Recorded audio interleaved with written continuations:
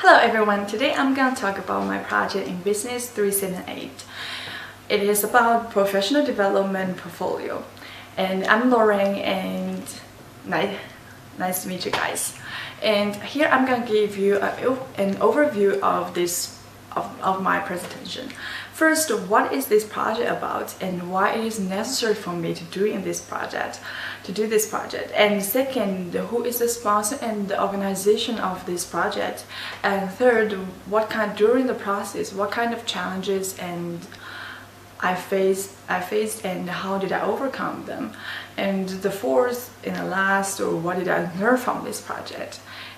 And first, what is professional development portfolio? It's also called the career portfolio. It helps you to develop yourself and deliver a high quality portfolio in a job market. Basically, help you to find a better job. And for me, why do I do this? Why do I do this project? Why it is necessary for me? First, I'm a senior student in Finance and Operations Management in the University of Idaho, and I'm gonna apply a graduate school in the next fall. So there are plenty of time for me, and I want to use those time to find a job or internship to add my experience, And so I want to do this project to help me to find a good job or an internship until I walk into the graduate school. And it also can create a high confidence for me with the resources and also the process to applying it. And who is the sponsor and the organization of this project? So my sponsor is Eric Anderson. He is a very kind man, and he is the manager of Career Center in the University of Idaho, and also the organization is the Career Center and in the University of Idaho.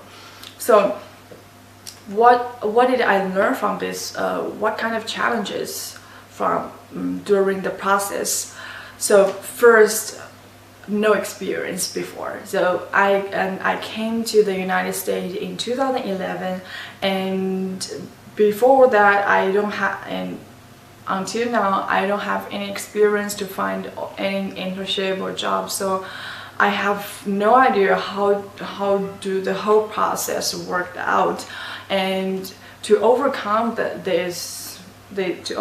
this challenge, what I did is be well prepared, like practice more, ask people for help, like how to respond with those different situations. And second, poor writing skills. So you can tell that I'm Asian and English is not my first language. So you can imagine that when you go to another country and you need to write a professional resume and cover letter by your second language. It is difficult, right? So and you might have a lot of grammar mistakes, unprofessional words or slang in your resume, but you don't want any of this happened in your resume and the cover letter. So what I did is I asked my sponsor Eric to help me and review my resume and cover letter in case to avoid all those things happen. So third, of the F1 visa limit, international students should be aware of that. As you have F1 or J1 visa, you only can work on campus, and the maximum time is 20 hours per week. And if you want to work outside of the university and after you graduate, so you need to apply a OPT, and once you have OPT, you can work 18 or 20 or 28 months. So you should and for me to overcome that, and you also need to know that your situation is qualified for the position that you apply. So what I did is do enough resources, do enough researches, and find the resources and to figure out that am I qualified, or is it or anything that is required. And in the end, what did I learn from this project? So basically I really learned a lot. So first is how to apply an internship or job. The whole process I went through, so I really learned like you need to do a lot of researches online, or you need to ask help for any professional people, and how to write resume, tailor your resume, and cover letter. So here is since you need to deliver a professional resume and cover letter, you need to know that you delivered a right format. And here is a tip. Like, I found out that from this project. In United States, you should not put your photo or picture on your resume, but in China you have to. So if you're an international student, you have to know that there is a difference with it might have difference with your country's resume and the United States resume. So make sure you have the right format.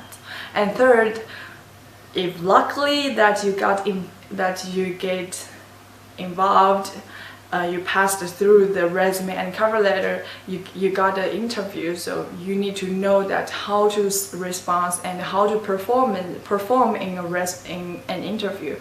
So what I did, I had 3 mock interviews with my sponsor and my friends, and I want to share this little story with you guys. And I was interested in a sales position in IKEA, where it's in Seattle, and I had mock interview with my sponsor, and Eric pretends that he was the interviewer from IKEA, and at the beginning he asked me one question, like why you are interested in this position in IKEA. So I told him a little story.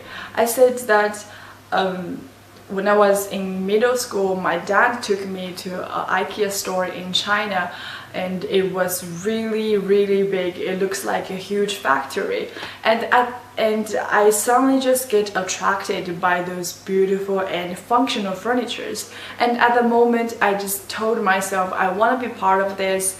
I want to be part of IKEA, and I want to figure out how did this work out, from this huge factory, you know, like how do they do the supply chain, how do they do the shipping, how do they do the customer service. So I want to know all this, and in the end he gave me a really positive feedback of that mock interview.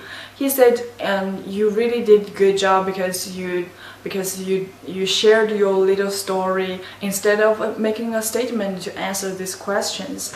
So, and I want to give you that, I want to let you guys know that once you are doing an interview, you make sure you tell them your story, and make sure that you present yourself well, and let the interviewer know you well in a short time, like 30 minutes, you know, right?